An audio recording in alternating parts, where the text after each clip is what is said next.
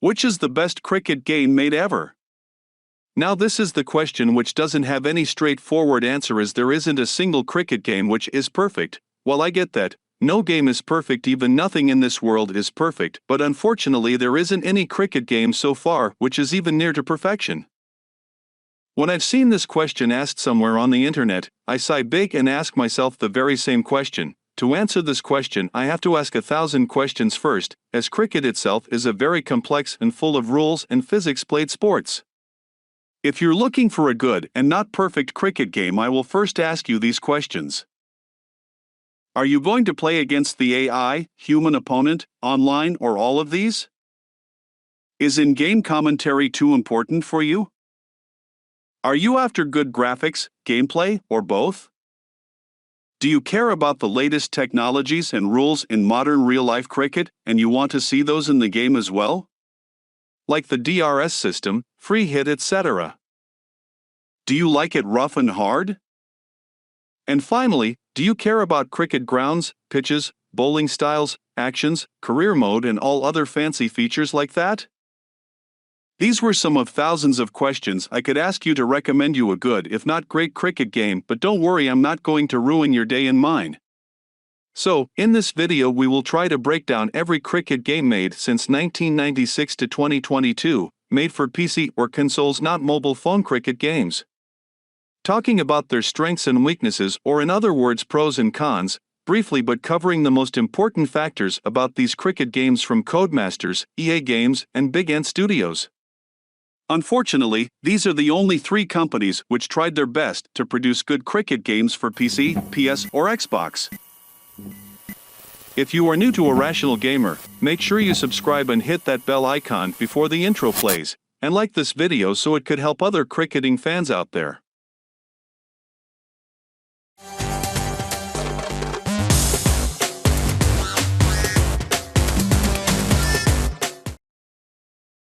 Brian Lara Cricket 96. I'll start from the cricket game I played first when I was 12 years old. Yes, the name is Brian Lara Cricket 96, and it's the sequel to 1994 cricket game Brian Lara Cricket. It was developed by Audiogenic and published by Codemasters. I used to play this on arcades and at home on Sega Mega Drive Genesis console, and I still now and then play it on my PC using emulator. The game is very basic and simple, and it still has a good time killing factor even today. Not technically, but it can easily beat the heck out of many modern cricket games. Yeah, I said many. I'm not saying there aren't any exploits in this game, but judging by its age, music, licensed squads, and not so easy gameplay on hard difficulty, it is indeed a good cricket game. I won't go into details about its gameplay as there aren't many shot selections and varieties in bowling and batting, but if you haven't played this or Alan Border's cricket from the same era, you should give it a try, or its predecessor Brian Lara Cricket 94, as they all are almost identical games. The thing it lacks, though, among many other features, is commentary. This game certainly won't convert anyone instantly into a cricket fan. It is neither of the pick-up-and-play variety, nor is it well suited for instant gratification and short, quick playthroughs. But if you're willing to familiarize yourself a bit with the sport, you may find this game strangely appealing. The mechanics are very good, graphics and animations are mostly well done, and the sound suits the atmosphere very well. In terms of authenticity and simulation, Brian Lara Cricket 96 is probably as accurate as a video game adaptation of that sport can possibly be. So, if you've got a lazy Sunday afternoon with nothing to do, and you're looking for a way to pass a few hours, pop open a beer or pour yourself some nice cup of tea and give this game a try. It's certainly not the most action-packed experience under the sun, but then again, it really isn't meant to be. EA Cricket 97. Cricket 97 is a cricket game for PCs that was released in 1997. A tour edition of the game was released in late 1997. It featured actual photographs, real player names, portraits, and statistics of all major Australian and international cricketing personalities. The game stars cricketer Michael Atherton. Richie Benaud and Ian Botham provided commentary for the game. This game was developed by Beam Software, which was later acquired by Melbourne House, then changed its name to Infogrames Melbourne House Proprietary Ltd. before being finally sold out to Chrome Studios in 2006. Cricket 97 is the second cricket game from EA Sports. The first cricket game ever published by EA was Cricket 96. This game is ranked number 1 by many cricketing legends and fans who are following cricket games since a long time. Of course, it doesn't have the latest graphics and cricket rules, but in terms of gameplay this is far better than all previous cricket games. Furthermore, the plus point is, it has very entertaining commentary, and only 2 cricket games have this feature. EA Cricket 97 and Brian Lara Cricket 99. The later year released Ashes Tour Edition became even more popular than Cricket 97 First Edition because of its awesome features. Beams weren't new cricket game developers. They had released International Cricket and Super International Cricket for NES and SNES in 1992 and 1994, with Laserbeam Entertainment and Nintendo as publishers for both games respectively, before their third cricket game entry. The game noticeably lacks any explanation of the rules, so you'll be left in the dark on terms like overs. Graphics are another drawback, with players jaggedly rendered, even in high-res mode, and it would have been nice to have more than just 8 teams included with the game. Still, if you're interested in cricket, this is a great introduction to the sport. Brian Lara Cricket 99. Our third entry in Cricketing Games universe is the legendary cricket game published and developed by Codemasters. Brian Lara Cricket 99, also known as Warren 99 in Australia and New Zealand, is considered the best cricket game from Codemasters. Yes, this is the second, and also the last game in cricket gaming history to have good commentary. Not only that, it also has the thrill of real matches, ambient sound effects, beautiful shot animations and very realistic rhythm, identical to a real-life game of cricket. Indeed, it has some bugs like randomly and occasionally edging to the keeper when trying to play any shot, bowlers never bowl no balls, no edges, etc., just like all other cricket games, but they aren't game-breaking. The shot selection are limited and repetitive, but that doesn't stop it from being called the best cricket game made ever by many cricket gaming fans. Again, as this was released in December 1998, this game also lacks new cricket rules, but that doesn't make it any less entertaining. Hitting 6 on every ball is not just always possible, and if you try to play aggressive you'll keep losing wickets quickly. Yep, there are some exploits to bowl out all AI batsmen, but if you don't search for it, trust me, you'll enjoy this game so much. I'm not going to talk about how many types of tournaments you can play in all these games. My main concern is gameplay and the entertainment value a cricket game provides when you're playing against a friend or against the AI. And to be honest, the AI is very impressive in this game, and the big bonus is licensed players for all the teams. It's a must-try if you are a cricket fan. The action takes place in a full 3D environment, enabling a true TV-style presentation. Using up to 16 fixed camera angles and many more director-selected ones, you can tailor the view to find the ideal personal angle to play from or to watch the action replays. Includes the dynamic helmet cam for first-person play. This is the best simulation of the sports scene in absolute ages. The motion-captured animation of all the characters is excellent, along with the TV-style cameras. This game looks exactly like a telecast of a live match. Best of all, it even includes the duck animation. Controlling your bowling spin and accuracy is done quickly, and batting requires more skill and reflexes than you would imagine. Thankfully, the computer takes care of all the boring fielding duties. If you consider cricket to be an addictive game, this is the best recreation of it you can get without actually playing it in the backyard. EA Cricket 2000. Fourth entry in our list is EA Cricket 2000. Released in July 2000, developed by Chrysalis Software. If you have played EA Cricket 97 developed by Beam Software, then you will notice that even though these two games are very similar in terms of gameplay, but many of the fans were disappointed by this game where EA tried to improve Cricket 97 but failed miserably. Maybe that was because of poor graphics in year 2000 and unrealistic animations, or the hit-and-miss mechanics of EA Cricket 2000. Codemasters were out of cricket gaming universe for a few years, and EA had to come up with a strong cricket game as they were the #1 sports gaming company of that time, but somehow, they disappointed their fans with Cricket 2000. In my opinion, gameplay of EA Cricket 2000 is very similar to Cricket 97 with very poor graphics and terrible controls, and the funny thing in this game is, you can advance down the wickets to almost half the pitch, which is very unrealistic.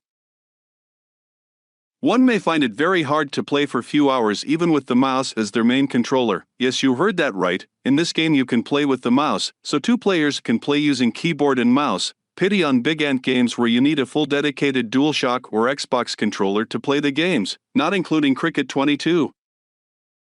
The best thing in this game would probably have to be the commentary from Richie Benaud and Ian Botham. Despite its inconsistent nature and each nation has its own accents applied to the player voices. The ability to view player attributes when selecting the team was a major help compared to Brian Lara Cricket's method of guessing, memorizing beforehand, while the front end is very flashy like all EA games. There is plenty to dislike about this game as a cricket fan. Firstly, you can only play friendly matches or take part in the World Cup. This means no tests, no classic matches, no international series, and most bizarrely, no practice option. Admittedly, the controls are overly simplified, but not being able to figure out how to and when to do things until you're actually playing a match is stupid. While you can move the batsman down the pitch somewhat before the ball is bowled, you can't move once the bowler has begun his run-up, which basically defeats the whole purpose of advancing down the pitch. If you try to play an unsuitable shot to the ball delivered, the game will make the batter automatically block it. This means your best efforts to deceive the batsman are thwarted automatically. When bowling, the only way to pitch the ball up or give a bouncer to a batsman is to bowl an extremely slow ball, which is incredibly easy to hit for a boundary, which is the complete opposite method for an result of a bouncer, while Yorkers are still nowhere near as effective as in real life. The fielding is probably the worst thing in the entire game. There is no custom field placement option, so you are stuck with a very limited selection of built-in field placings. These are absolutely pathetic, especially for one-day cricket. At best you can have 3 players outside the 30-yard circle, but they are nowhere near the boundary where they need to be. One of the fielding positions that pops up in most field settings is so ridiculously fine, almost directly behind the wicketkeeper, they have next to no use at all, while another field setting has 2 players standing, one directly in front of the other like they are waiting in queue. The fielders are incredibly rigid, there is no movement in them between balls and only move if to chase the ball or at the end of the over. They cannot dive to stop the ball and must run perpendicular to the ball until they have passed through the line of movement of the ball before they change directions to catch up with the ball. The worst has to be when the ball is thrown to the wicketkeeper. Instead of standing next to the stumps ready to whip the bails off when the throw comes in, the keeper stands 2 meters from the wickets, catches the ball, runs up to the wickets and throws the ball overarm at the stumps which are at his feet, making it next to impossible to run out batsmen. EA Cricket 2002. Now let's talk about the 5th entry, which is obviously EA Cricket 2002. I must say I was amazed by its gameplay mechanics like running between the wickets, shot animations and many other things, but to be honest, this game is very easy even on hard difficulty. If you want, you can hit almost every ball for boundary, if not 6, even the Yorkers can be swept away for 4 runs. This game was developed by HB Studios and it was their first cricket game published by EA. Later they developed EA Cricket 2004, 2005, and 2007 too, along with the same publishers' EA games. Cricket 2002 feels and plays very similar to Codemasters' Brian Lara Cricket 99, and that's because HB Studio now owns the source code and rights for Brian Lara 99 from Codemasters. Even some of the sound effects and commentary are very same. Apart from being too easy, it's a good fun cricket game if you want to play against a human opponent and not against the AI, which isn't very aware of scoreboard. The bowling marker is too hard to control and there aren't many shot selections available. As this game was released in 2002, so the free hit and DRS and some other new rules weren't implemented in that time cricket, so they aren't preset here either. The gameplay has changed considerably from Cricket 2000 and this game has become more fun. The player can choose any one of 12 teams, which includes the test playing nation and 2 non-tests playing. The player can choose from 22 real model test stadiums. The player can also unlock 2 to 3 hidden teams. The game has plenty of options to choose from with Exhibition Match, Test Series, World Cup, Knockout Tournament, the World Series and the Sharjah Tournament, which has to be unlocked, which will make any cricket game lover happy. The teams comprise of 15 of the most recent tests and one-day playing squads, and the good news is, like previous EA games, they are licensed. Gameplay is very good. Like any other cricket game, the player can select bowlers, can set his own field, etc. The batting aspect of the game is almost like Brian Lara Cricket 99, with the D-pad representing the direction and the style of shots played. The buttons represent the types of shots played, e.g. the X button is used for front foot shot, the triangle button is used to back foot shot, the square button is for leaving and ducking, while the circle button is used to advance down the pitch, a very cool feature indeed, and by pressing the L1 button in conjunction with the buttons, aerial shot can be played. While the batting aspect of the game is easy, the bowling aspect takes some time to get used to. When the player gets to bowl, a ball appears at the bottom of the screen. Inside a white circle on the ball there is a small blue circle which can be placed anywhere on the ball to get different kinds of swing, seam, spin, and bounce. The speed of the ball can vary. As the bowler runs towards the crease, an orange meter starts to rise quickly. The player has to press X before the orange meter reaches a certain point in the circle. If the player fails to stop the orange meter and it goes outside the certain point, it is adjudged as a no ball. Therefore, the player can either bowl the deceiving slower ball or just rush and bowl a rip-snorting fast delivery. The speed of the ball can be seen under the scorecard, just like seen on TV. And this gives the game a nice exciting touch. Another exciting feature of the game is the real changing conditions of the pitch that wears during the course of test match. The one-day matches can be played under floodlights. The game can be played with a number of different cameras, while action replays can be viewed from any number of camera views, the best being the helmet and action cam. The only minor omission in the game is the inability to create your own player. Although the game does include a player editor, but that can only change the name, not the skills of the player. But all in all, the gameplay of Cricket 2002 is top-notch. It's a must-try and a good time killer now and then, but for pro cricketers this game is way too easy. EA Cricket 2004. It's time for the 6th cricket game entry, and that is EA Cricket 2004, also developed by HB Studio and published by EA. Cricket 2004, in my opinion, despite some serious bugs, is by far the best cricket simulation experience till this day. With Cricket 2004, EA introduced a new major feature, which is confidence meter for batsmen, which is a good thing, as the more confidence your batsman has, the more shots he can play and hit boundaries. But that works along with the skills of batsmen. So suppose if a tailender comes in death overs and his confidence is low, obviously he cannot hit a 6 on last ball. Same goes for EA Cricket 2005. Even though it isn't a top-draw EA Sports title and lacks the polish of some of the games that EA Sports offer. That said, cricket fans will be satisfied by what's on offer. The range of gameplay modes on offer is fantastic, and combined with the solid gameplay, it's a title cricket fans should definitely own. Let's hope that next time round the practice net section of the game is fully subtitled, as this is a very useful tool for beginners. It is a shame, however, that the game was rushed out in time for Christmas, as there are still some flaws that become somewhat annoying, like fielders jogging on pitch, stupid AI runouts, AI bowling too many no balls, etc. Luckily, there are some patches available here on Irrational Gamer for Cricket 2004 which are pretty cool and can fix those bugs and even make this game more hard and fun, so make sure you check that video out. Still, they are nowhere near as drastic as the previous game, and cricket fans should love this title. EA Sports Cricket 2004 is highly recommended for cricket fans. I am not ashamed to say that EA Cricket 2004 is far better than all previous games from EA and Codemasters altogether, and even better than all later Codemasters, EA, and BigAnt Studios cricket games. The real problem with a cricket game is when you bowl, you place bowling marker, and now you know where the AI or human opponent would try to hit the ball. So you can put a fielder there already, but with the help of some community patches like Sam's EXE patch, you can limit the bowling marker visibility time to almost less than a second. So in short, I found EA Cricket 2004, despite its bugs, the best cricket game made ever.